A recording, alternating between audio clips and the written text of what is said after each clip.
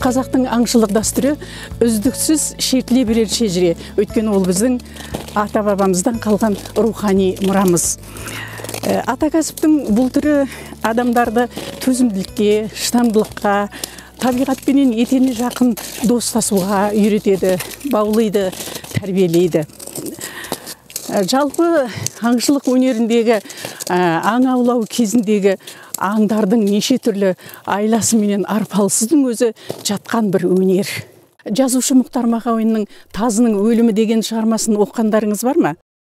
Нағыз қазақы тазының аң аулау кезіндегі керемет мықтылығын суреттеп жазады. Нағыз қазақы тазылар адам секілді ақылды болады екен, және есіменен сырлас болады екен. Зейтін Ақышевтың «Шынардың шыбығы» деген шығармасын оқығандарыңыз бар ма? Оқымасаңыздар оқуға кеңес беремін. Онда қасқырдың айласы жайлы әңгіме болады. Және қасқыр еш уақытта қаншығын тастап кетпейді екен. Қасқыр ұрылы жоқ, еркектер бар деп жігіттерді шымшып кетсем, Ұлытауға бардыңыз ба? Ұлар етін жедіңіз бе? Шың құзда өмір сүретін ұлар құсы адамның қимылын бірнеше шақырым жерден сезіп қояды екен. Қысқасы, бүгін бір керемет қызық болайын деп тұр. Бері таман жақындап, жайғасып отырыңыздар. Қазақ аңшылықтың қыр-сырын жақсы білетін адамды аңкөс деп қояды. Бүгін сондай аңкөстердің бірі Ербол Мүптекеұлы ағамызбенен аңшылықтың не бір қызық уақиғалары жайлы әңгіме өрбітетін боламыз.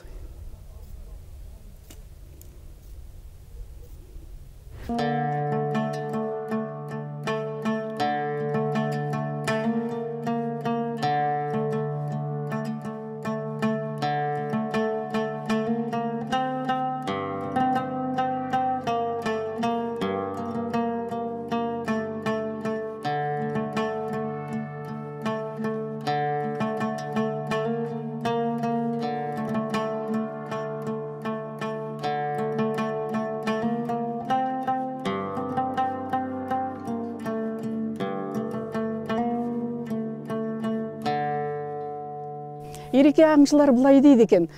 Мылтық ұстаған екі аяғына сүйеніп атып алады. Қыран салған қызығына батып алады.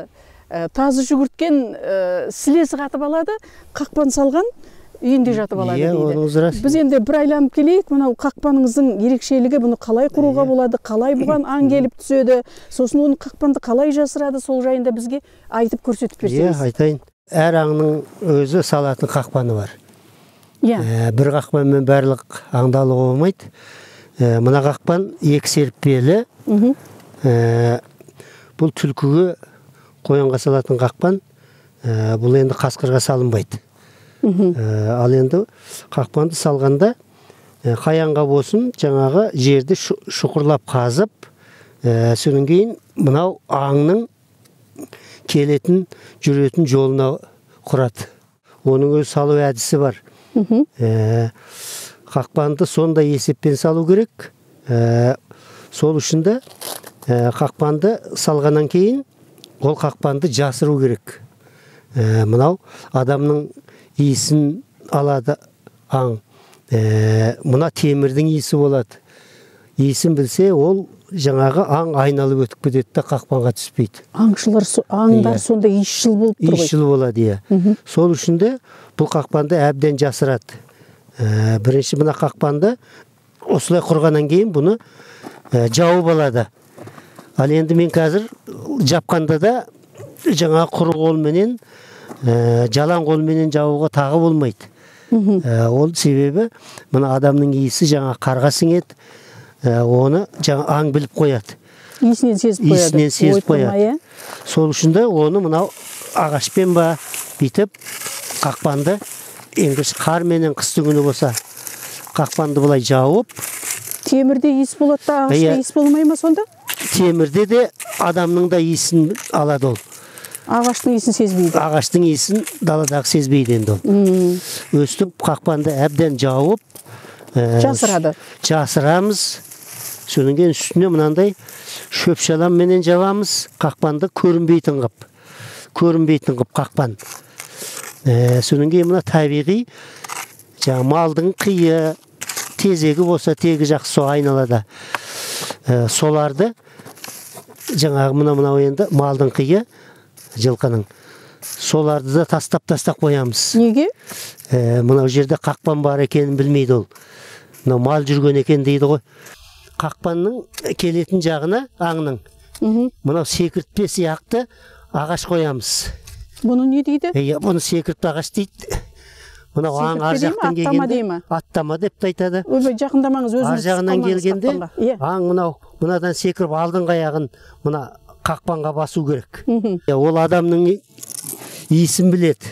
Сол үшін мына жүрген иісіміздің жолын, ізіміздің бәрін жауып кетесіз. Қарменен жауып кетеміз.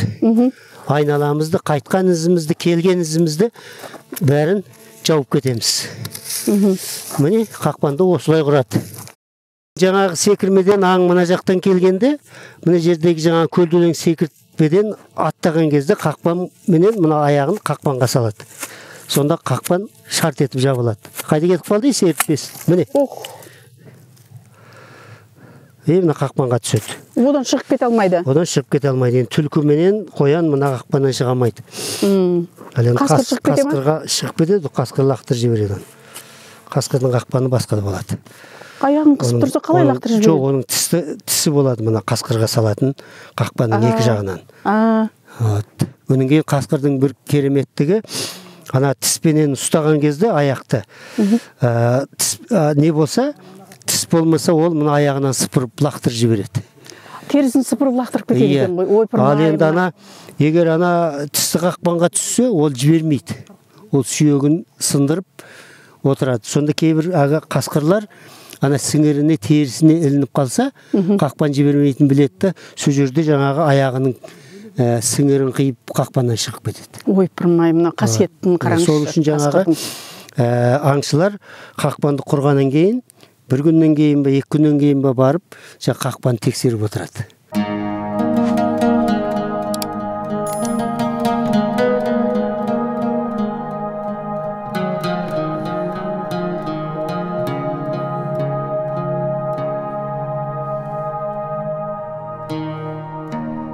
Жолы болар жігіттің жеңгесі алдынан шығар деген.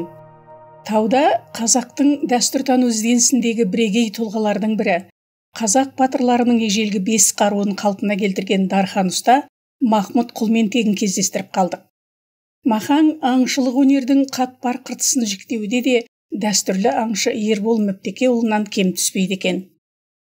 Балуан Шолақ қолына дойыр қамшысыменен жаңағы аңды ұрып жіберген кезде аңның омыртқасы опырылып түседі дейді. Сонда ол дойыр қамшының қандай құдіреті бар соншалық тегі аңның омыртқасын опырып жіберетіндей, сөгіп жіберетіндей? Оның мына 2 түрі бар. Дойыр деген тек қана өз атымен ол жаңа ағаштың безінен басында жұмырмен жасалып, сырты қапталып терімен. Ал дойыр қамшы десе, ол оның өзегіне қорғасын құйылады. Сондықтан ол салмақты болады. Қазақтарда жаңағы не болған? Жарыс болатын.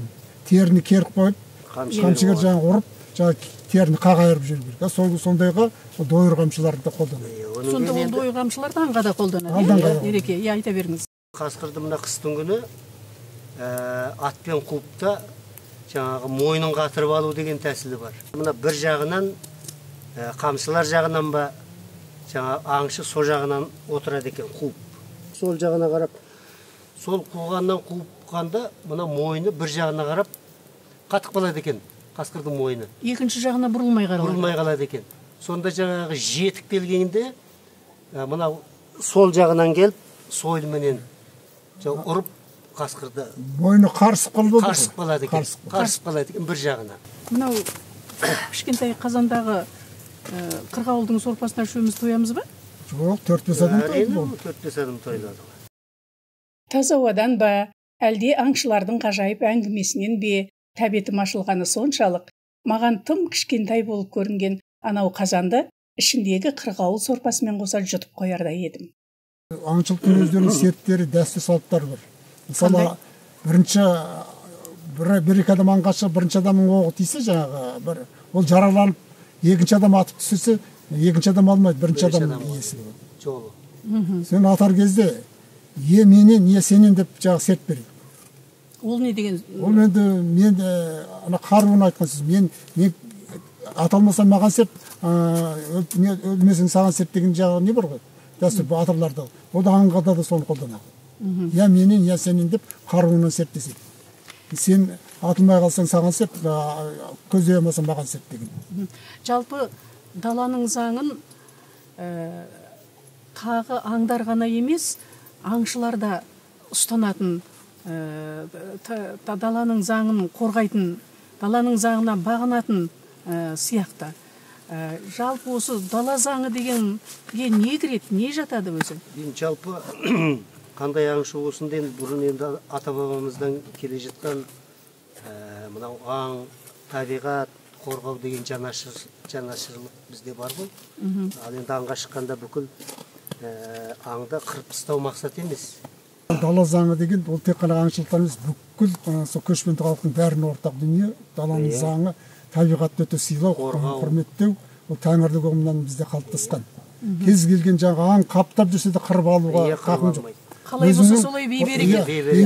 Аулай бермеу керек. Өзіңнің ұрпағыңа жаңағы жететін ғана аң даулап атасың. Қалғаны жететін ғана. Артық дүние жасауыңа хақың жоқ. Ол дала заңы. Астамшылыққа бармайсың. Жалпы мынау қасқырға жылқы баласы жолай бермейді. Ол қандай жылқы болсын, жаңағы қасқырға шаба бермейді, оған жақындай бермейді. Сол үшін де мына жылқышылар, қасқыр аулаушылар арнайы соған ат дайындайды. 4 атта, 5 атта. Ол аттар жаңағы аңшының тура қолы жететін жерге дейін зымырап жетіп барады. Ең бір ұратын сәті келгенде, жаңа тақымын қысқан кезде ұшқан құстай болып жетіп келеді, жанынан сипап өте бергенде жаңа шоқпармен болмаса жаңа сойылмен соғып алады.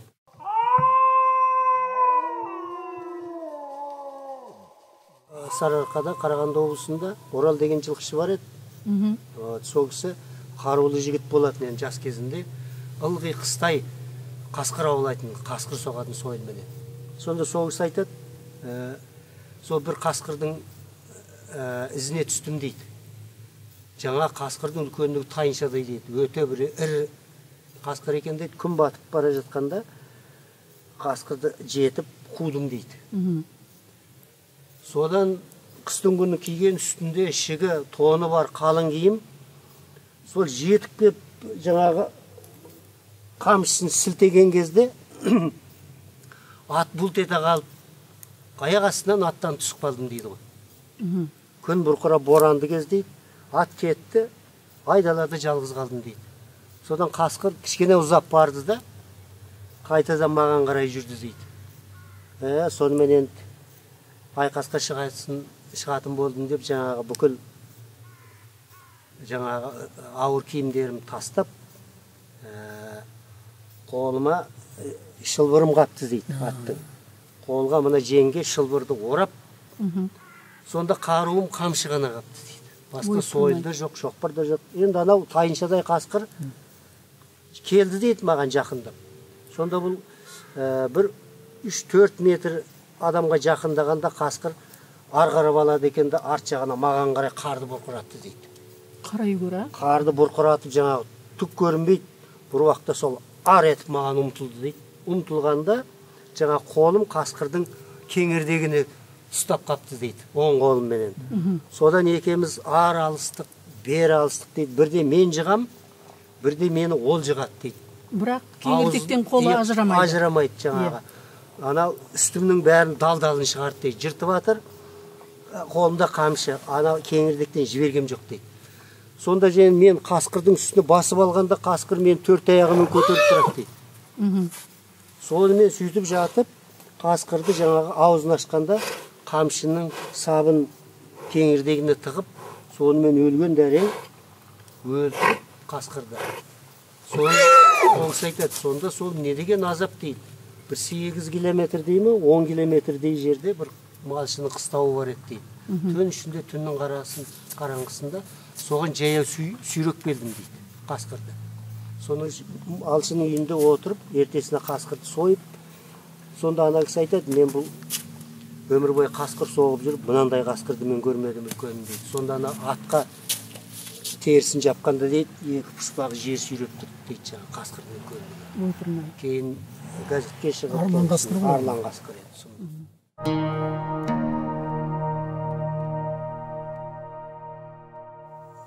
Әкем марқұм айтатын, олар бір лақтың етін беретін дейтін. Бір Сонда ұлар. құс па, үлкен құс па? Үлкен құс. Жазық жерде жүрмейді, жоғарғы құзда мына қардың астында жүретін құс. Бұл мына денесі ауыр болғаннан кейін, мынау жазыққа түссе, ол қайтып ұшамайды екен. Олар бұл басқа құс жемейтін не бір керемет шөпті олар жейді деп отыратын адам. Енді биікке шығатын шөпті жейді ғой еді. Содан кейін олардың еті, шіркін олардың еті бұл жылқының етіндей деп отыратын әкем марқұм. Солай ма екен? Иә, жылқының етіндей ең құстың ішіндегі тәтті ет олардың еті деп отыратын. Қырғауылдікі анша демес. Демек емдік қасиеті де бар болып тұр Емдік ғой. қасиеті. Олар етін жедің бе, Ұлытауға Ұлытауға шықтың шықтың ба дейді. Содан бұның дейді, әкем марқұм айтатын, олардың мынау тоғы шегі, ашы шегін, жаңа қойдың шегі сияқты айландырып жуып алсаң, бұл мыңда бір ем. Бұл емдік шөпті олардан басқа құс жемейді деп отыратын. Олар деген ең сақ құс бұл. Бұл сонау жоғарыда отырып, жерде кетіп баратқан қыбырлағаның бәрін көріп отырады. Бұл өте ешшіл құс. Бұның құлағы деген сұмдық естиді. Бұны аты олар дегенді аты өте қиын. Ана үйірі жайылып жатады. Қарауылдап отыра ма сонда? Қарауылдап отырады. Қарайды. Мойнын 380 градусқа бұрып отырады бүйтіп. Сонда фиқ деді болды, гүр етіп ұшады да кетеді. Сигнал береді. Сигнал береді, ана қораз отырады бүйтіп. Ал енді сонда бұл олар дейді, ең биікте мен отырмын деп ойлайды. Менен жоғарыда ешкім жоқ деп ойлайды. Ол үшін сен олардан жоғары шығып ал дейді. Көрінгі ақсақалдың білімділігін. Қарай көрі. Оны қалай, содан қай уақытта шығам дейді. Мен әкем айтты, сен түнгі сағат сол 3-2-нің кезінде күн шықпай олардан жоғары шығып ал дейді таудың басына. Таудың басына шығып аласың да жоғарыдан төмен қарай атып түсіре бересің оны дейді. Ол мына жоғарыға көп қарамайды. Төменге қарайды. Ең биікте мен отырмын деп өзім солай сезіледі дейді. Әр олардың мынау өз қыры болады, жотасы болады, жал. Бір ұлар, бір үйір ұлар, екінші үйір ұлардың жеріне бармайды. Олардың бір ойнағы болады. Мынау күн қызарып, осы батып баратқан кезде бұл жаңағы үйірі сол ойнағына жиналады. Енді ойнағының көлемі сол бір 6 қанат үйдей болады. Одан да кіші болуы мүмкін. Әрең дегенде таптым сол ойнағын. Олардың ойнағын таптыңыз. Соны әкеме келіп айттым, Сонда ол таудың биік жағында биік жағында жотаның үстінде, жоғары жақта. Жалдың үстінде болады екен, кішкене аласы жарлауыт болады екен күнгей жағында. Иә. Тегістеу жер мынандай. Иә. Сол жерде бұлар жаңағы жалақты жейді екен. Сонан кейін сол жерден жаңағы бұлар ойын жасайды екен. Содан айтты әкем маған аттың құйрығынан қыл әкеп берді. Тұзақтың бір 2 арқандығын ессек болды. Көп керек жоқ деді. Ең бірінші тұзақтың арқандығын жасайды екен. Есіп алады екен. Содан кейін барып сол арқандыққа тұзақтың көздерін еседі екен. Содан жаңағы 2 қазық, 4 қазықпенен ал енді бүгін кешке жақын мына атқа 2 қоржын бас тұзды арт апарамызды ана ойнағына шашып тастаймыз деді. Соны ертесіне кешке екеміз 2 атпенен жаңағы терең бір сай, соның қарсы сайда әкем екеміз отырмыз бинокльмен қарап, ана бізге қарама қарсы. Сонда әкем айтады, шіркін олардың биін көрсең деді. Олардай құс билей алмайды деді. Ламбадаңыз бұлай қалады дейді. Ламбадаң, сонда мен өзім айтам ғой, жаңағы көргенде қазіргі мына ламбада шынында бекер қалады екен. Не деген керемет би анау. Жаңа 2-ден пар-парлап алады екен да, екеуі билегенде бұлар деген сұмдық. Жаңа барғанда ең бірінші үйірімен кеп қонғанда жаңа тұзға кірісті ғой. Еш жағына қарамайды, тұз дегенді жеп жатыр анау. Бытыр етеді.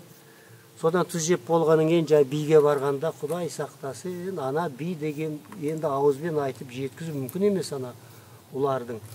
көріп отырып жаңа әкем айтты, енді болды. Енді ана тұзақтың көзі қалған жоқ. Енді барып алайық деді. Соны барсақ, жаңа екі арқанменен құрған тұзақ.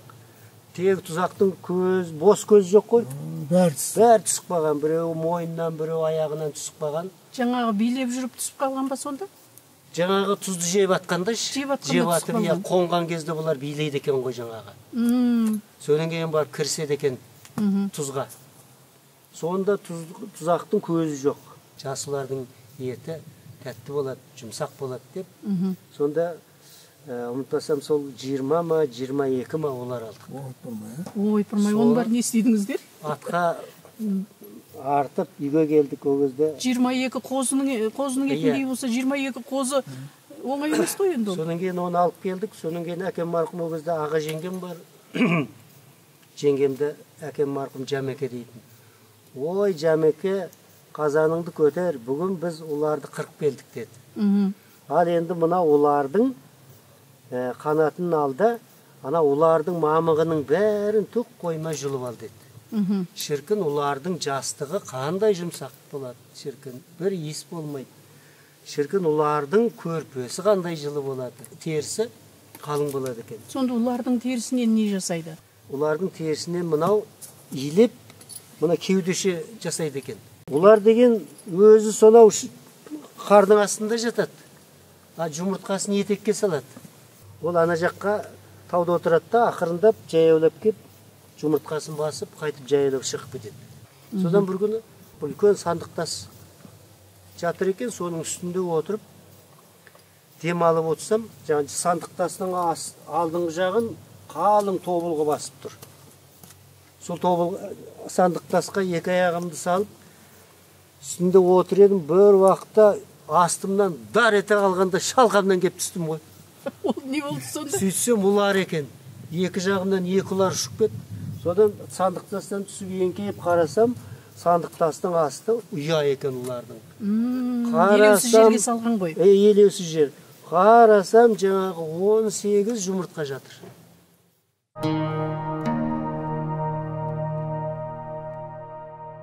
Құлардың жұмыртқасы өте күшті болады деді әкем. Сон жеңгем марқұм қазанға жұмыртқаны жарып салғанда, ана жұмыртқаның басы бірікпейді екен, құм сияқты болып. Тауықтың жұмыртқасы бүйтіп бірге қалады ғой. Иә. Мынау құм сияқты болып, басы бірікпейді екен. Тар сияқты болып тұрады екен. Онан кейін бұның жұмыртқасы, мынау қаздың жұмыртқасына сәл үлкен болады екен. Онан кейін ішінің бәрі сары болады екен, түгел 100%. Бір жағында ғана кішкене жұқа ақ пленка болады екен. Сонда олардың жұмыртқасының ақ уызы болмайды ғой? Ақ уыз болмайды екен, сыртында ғана. Ана ішінің бәрі мынандай сары уыз. Қуатты болған себебі сабап тұр ғой, қуатты. Иә, қызық. Жаңағы жұмыртқа 4-5 жұмыртқаны, жаңа 4-5 еуіміз жеп таусамадық қой. Жүрегіңізге дік ете қалады. Қуатты болып тұр ғой. Қуатты болып тұр ғой, иә. Әңгіменің қызығымен отырып, от сөніп қырғауылдың сорпасы суып қалғанын да білмеппіз. Бұйырған астан дәм татып, Махаңды үйге қайтардық. Ерекең екеуміз қанжығаны майламақ боп жол тарттық. Енді ол мына қазақ атамыз айтады ғой. Иә. Мынау ұяда не көрсең, ұшқанда соны ілесің дейді. Иә. Осының барлығы мынау ата бабамыздан, әкемізден қалған дәстүр ғой. Иә. Сол. Әкеңіз аңшы болып педі сонда? Әкем жалпы діни адам болып еді.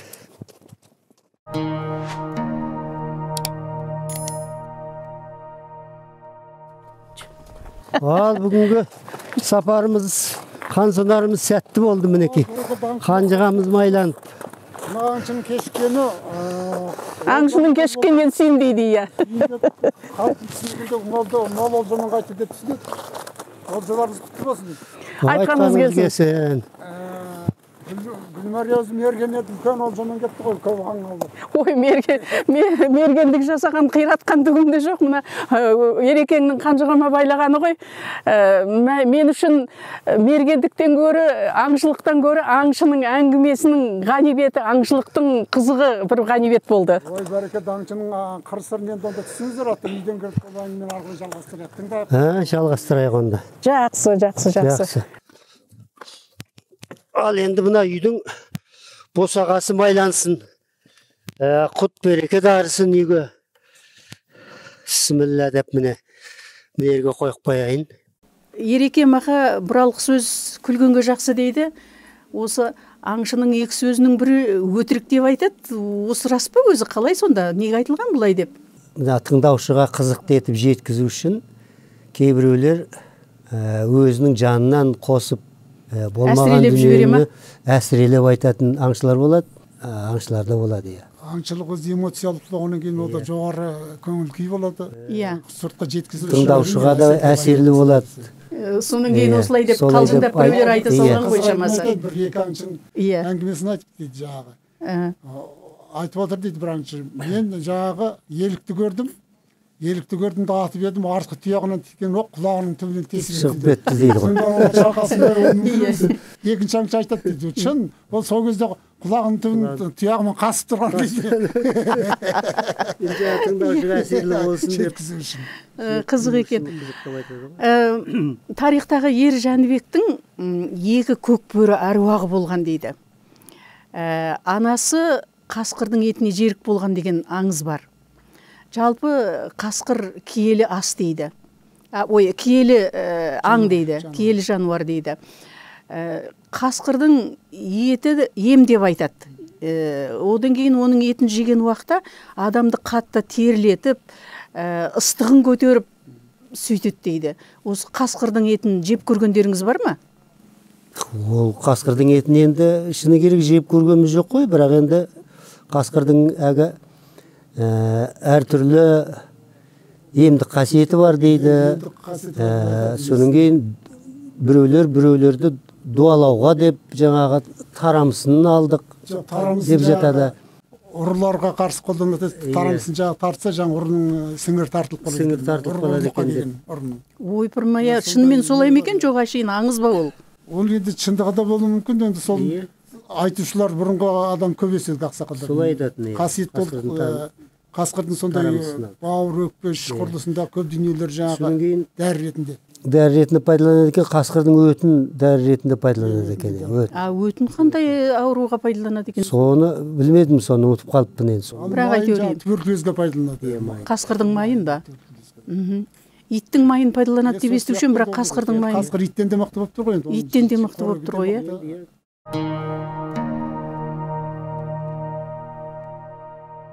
Қасқырдың бүкіл мықты қасиеттерін ана көшпенді халық байқап жүріп, соның өздерінің киесі ретінде бағалап, жоғары деңгейге көтеріп, жаңағы Құдайдың дәрежесінде көтерген. Жыл санамыздан ары 2000 жылдан ары қарай Қытайдың жылнамасы бар, 9 династиясының. Сонда 2 ғасырдай жаңағы сол династия басқан, солардың жазба деректерін бамбукқа қалдырған әзір. Соны Қытайдың қазақтары иероглифті оқып, бізге кітап қазір кіргізсемен, қазір сол кітап менің қолымда тұр. Сонда үйсіндер туралы Қытайлардың жазба дерегінде былай дейді. Жаңағы үйсіндерді жаулары талқандап, жеңіп, қырып тастап, енді жеңдік деп қайтып әскерлермен жаңағы жеңіспен қайтып келе жатқанда, ана қырылып жатқан адамның ішіне бір жас баланың шырқыраған дауысы естіледі, сәбидің.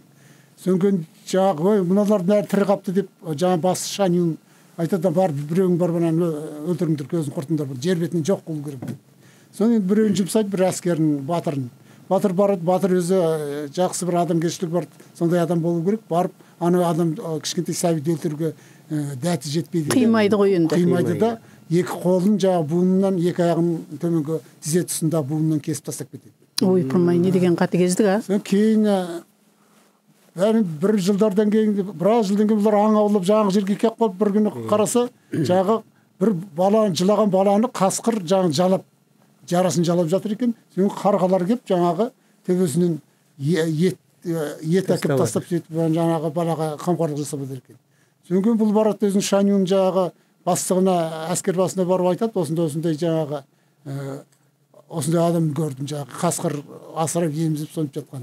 Ол да қызық көреді де, бәрі келіп қараса, шынында жаңағы қол аяғы жоқ жарты баланы жалап жаңағы адам қылып сол қасқырмен кәдімгі бірге жүргенін көреді де таң қалады. Таң қалады да барып жаңағы неге ұстайын дегенде қасқыр жаңағы баланы алып қашып Алтайға барып, Алтайдағы үңгірге барып тығылып, сол жерде сол екеуі қаншық қасқырға қылып лығып екеуі. Содан түркінің 10 баласы тарады деген аңыз сол. Арғы үйсіндердің көп көшпен қалдардың көбінде бар. Бірақ ана жазба дерек күйінше сол Қытай жыннамасынан шығып отыр жаңағы. Ал енді кейінгі мына қасқыр деп атау кейіннен пайда болған. Оның атауының өзін бөрі, көкжал, сондай жақсы мықты жігіттерді көкжал екен деп жаңағы дәріптеу. Сол біздің қасқырға табыну тотеміміз ретінде қалған. Өйткені қасқырдың мықты қасиеттері, оның жаңағы ақыл несі, аң аулаудағы әдіс тәсілдері, олар таңқалдырған ғой. Сөнгенің өзінен туған қаншығын басқа үйірге қуып жіберетін жаңағы қасиеттер. Сондықтан оның тектілігі, сөнген ана айлакерлігіне сол біздің көшпенділер там-тамсанып өздерінің иесі ретінде. Өнеген олардың өзінен туған бөлтірігінің өзі әлсізін өзі жеп қояды ғой. Болашақта былай қарасаңыз, осыдан жақсы тұқым болмайды ау деген. Көрдіңіз бе, әлсізін жейді екен. Бұның тағылық қасиеті, өнеген бұның қайсарлығы, бұл тартып жейді ғой. Жұлып жейді. Қорадағы малыңызды ұрлап жейді бұл. Жүректі, қайратты бұл. Жаңағы не бір шу жылқыңызды құйрықтан тістеп ап, тартып орнынан тапжылмай ұстап тұрып жіберіп қалады екен, сонда омақасқанда барып кеңірдектен алып. Ана қазақтың дәріптеуі тарлан дейді, арлан дейді, абадан дейді, көкжал дейді, бөрі дейді. Бұның бәрі оның құрметтеп өзінің бұрынғы незімізден бізге жеткен. Жағынан оны жаңағы сондай сенімге байланысты қасқыртта өйтіп сансыз қыра бермейді ғой енді оны. Қасқыр деп те айтпайды. Соны жаңағы жаман ауыз, ит қос кепті деп қазақ атын атауға да атамайды. Қасқырдың кейбір қасиеттеріне қарап отырсаңыз, атып алғыңыз келеді. Ал кейбір қасиеттеріне қарап отырсаңыз, қасыңызға ертіп алғыңыз келеді. Адамға, әсіресе қазаққа ұқсас қасиеттері көп сияқты.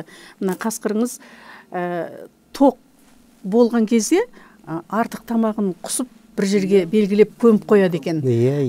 Қайта байланып кеп ашыққанда жейді екен. Жаңағы қазақта да мақал бар ғой, бүгінін бір күндігін ойлаған 1000 күндік азық жинасын деген. Сол сияқты жаңағы ертеңінде ойлап тұр. Көрдіңіз бе? Содан кейін мына қасқырдың қазаққа ұқсайтын тағы бір жағы, әлгі қазақта баласына аузындағысын жырып береді ғой. Анау да жаңағы кішкентай баласын құсып асырайды, құсығыменен асырайды екен. Одан кейін тоқтаңыз, әлгі жауыздыққа қалай тәрбиелейді. Енді анау алғырлыққа қалай тәрбиелейді, жаңағы жаралы аңды алып кеп ауыздандырады балаларын. Қазақта өзінің жаңағы қазіргі нарық заманында балаларын Құдайдың бермеген тартып ал деп тәрбиелеп жатқан жоқ па? Енді жаңағы мен айтып отырмын ғой. Тоқтаңыз, қазақтың жаңағы көкбөріге табынған қазақ, көкбөріден тараған қазақ деп жатамыз.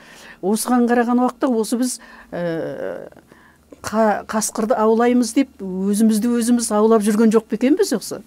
Өте дұрыс айтасыз. Мына кеп түсінігі бар адамдар оның киесі бар екенін, содан рұқсат, тәңірден рұқсат сұрап аулау, жаңа киесі бар нәрсеге табынып барып аулау. Енді кейде оның терісіне киім кию үшін, немесе жаңағы қойды қырған үшін сол қазіргі заманда атып жатыр.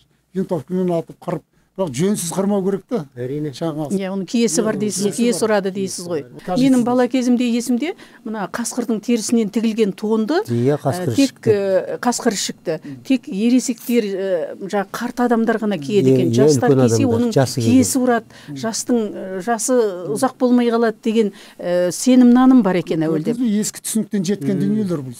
Соның әлі біздің санамызда тұр. Әлі де қасқырды біз өте жақсы көреміз. Жаңағы шамамыз келгенше терісінің өзін биікке лық қою, оның жаңағы бас сүйегі нелерін сақтап біліп қойып, оның бәрі сол көшелге неден келе жатқан жаңағы ырымдары. Мына аңшылықта да сол табиғаттың үйлесімділігін бұзуға болмайды деген сөзбен бүгінгі әңгімемізді түйіндейік. Әйтпесе сіздер жаңағы бір сом беріп айтқызамай, 1000 сом беріп қойғызамайтындай болғанда аңшылықтың небір қызықты әңгімелер көп қой әлі, қайда. Көп таусылатын түрі жоқ. Келесі жолға да қалдырайық енді әңгімені. Өте қызықты жайларды тыңдадық, естідік. Көп рахмет сіздерге, маңызды әңгімелеріңізге, қызықты әңгімелеріңізге. Аман болыңыздар, рахмет. Жақсы, рахмет. Жақсы. Қазіргі кезде аңшылық басқаша сипат алған. Аңға атқа мініп емес, машинаға мініп шығатын болған. Қолда автомат. Аңға аңшылықтың ләззатын алу үшін емес, ақша табу үшін шығатын болып жүр. Оның бағалы терісіменен мүйізін сатып, бизнес жасау үшін шығатын болып жүр. Өкінішке орай. Бірақ бұл ата дәстүрімізді жауыздыққа айландырып бара жатыр. Мұндай аңшылықтың пайдасынан гөрі зияны көп. Ата-бабамыздан мұра болып қалған саятшылық өнері еш уақытта жауыздықтың көрінісі болмаған. Жүйрік ат, ұшқыр тазы, қыран құс жігіттің көркі. Нағыз аңшы еш уақытта дала заңын бұзбаған, керісінше табиғатты қорғайды. Біздің осы жобамызда неғұрлым көп адам көрген сайын, сол ғұрлым ол өзінің есін табады. Сондықтан жобаны көріп жаба салмай, өзіңіз білетін көп чаттарға таратуларыңызды сұраймын. Және де лайк басып пікір жазуды ұмытып кетпеңіздер. Жобамыздың шығарылымына көмек қолын тигізген Қыран аңшылар орталығына алғысымызды білдіреміз. Жақсылықта, ниеттес, тілектес болып жүрейік. Аманшылықта кездескенше сау саламат болыңыздар.